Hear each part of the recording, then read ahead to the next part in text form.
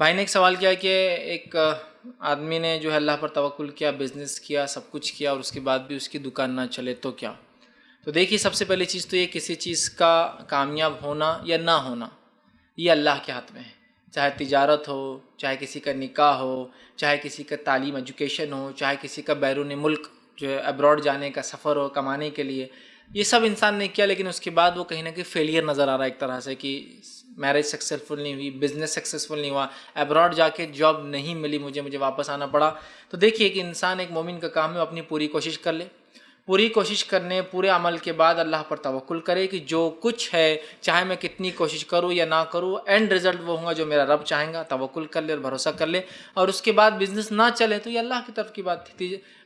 نکاح سکسیزفل نہ ہوئے تو اللہ کی طرف کی بات تھی، ابراڈ جانا جو تجارت یا اس نے انکم کے لیے جاب کے لیے گیا تو نہ ہو سکے تو وہ اللہ کی طرف سے تھا. یا اسی طرح اور بھی زندگی کے مراحل ہوتے ہیں انسان جس میں کچھ کرتا ہے، جیسے ایجوکیشن اس نے گین کیا لیکن اس وجہ سے اتنا نہیں کر سکا جتنا ایکسپیکٹ کرنا تھا. یہ تمام چیزیں اللہ کی طرف سے وہ توکل کرے اور اس معاملے کو چھوڑ دے. تو لہٰذا اگر کسی نے بزنس کھولا، اس نے سب کچھ کیا، جو عمل تھا کیا، تدبیریں کی، سب کچھ کیا، اس کے بعد بھی نہیں چلا اور اس نے توکل کیا تھا اللہ پر، تو پھر چھوڑ دیں اور کسی اس میں رزق تلاش کریں. اس لیے کہ بہت سارے بار ایسا بھی ہوا کہ صحابہ نے کچھ تدبیریں کی، وہ ناکام رہے،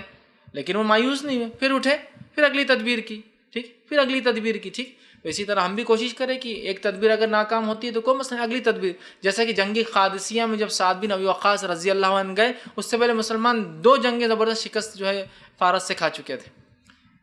پیچھے نہیں ہٹے تھے، لیکن ایک زبردست ہاری تھی وہ ایک طرح سے کہ جیت نہیں ملی تھی 2.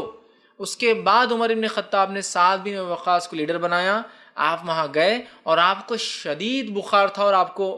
پھوڑے پھنسی آ گئے تھے، چکن پاکس، اسمال پاکس سے جو بھی پتہ نہیں ان کو کیا بیماری ہوئی تھی، جس کی وجہ سے روایت میں آتا ہے کہ سعد بن ابی وقاص کو ایک اونچائی پہ ایک تختے پہ لٹا دیا گیا تھا، اس لیے کہ آپ کو بیٹھنے کی بھی سکت نہیں تھی، پورے کمر پہ بھی پھنسی آ گئے تھے.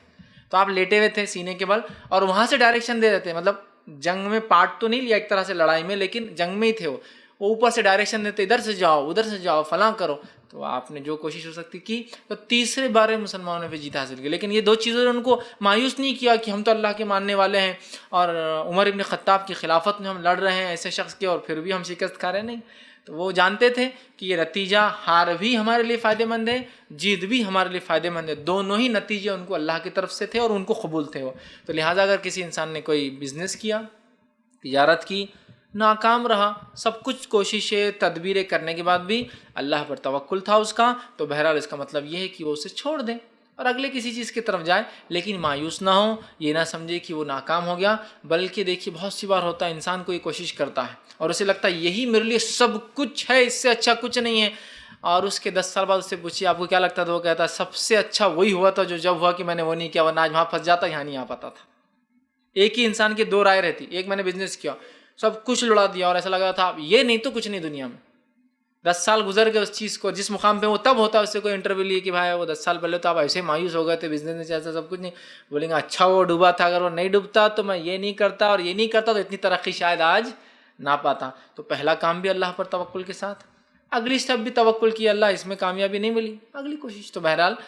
ناکامی بھی ایک طرح سے ایک مومن کو کامیابی کی طرف ہی لے جاتی ہے. تو انسان اپنی کوششیں بہرحال کرتا رہے، اور اگر کسی تجارت میں بھائی کو ناکامی ملی ہے تو وہ چھوڑ دے، پھر اللہ پہ بھروسہ کرے، پھر دوسری فیلڈ میں کوشش کرے، وہ فیلڈ شاید ان کے لیے لائق نہیں ہوں گی، اور اللہ تعالیٰ ہی بہتر جانتا ہے کہ اس نے ہمارے لیے کہاں اور کیسا رزق لکھا ہے. اور اللہ تعالیٰ واقعی میں جب عطا کرنے پہ آتا ہے انسان کو، تو بہرحال انسان جو ہے اس سے وہ ہو جاتا ہے، پریشان ہوتا ہے، مطلب تعجب میں ہو جاتا ہے کہ اللہ کہاں سے دے رہا ہے. اور جب اللہ تعالیٰ روک لیتا ہے، وہ اس کی مرضی، مشیت اور اس کی حکمت ہوتی ہے، تو تب انسان پریشان ہوتا ہے، لیکن وہ بھی اس کے لیے خیر ہی ہوتا ہے، اس لیے کہ اللہ اس کو ایک اگلے مشن کے لیے، ایک اگلے بڑے کام کے لیے بہرحال تیار کرتا ہے اس کو، ٹھیک ہے، اس کے لیے. تو بہرحال وہ مایوس نہ ہو، بلکہ اگلا اسٹیپ لے، وہ چیز کو چھوڑ دے اور آگے کام جو ہے دوسرا بزنس یا کچھ وہ تلاش کرے.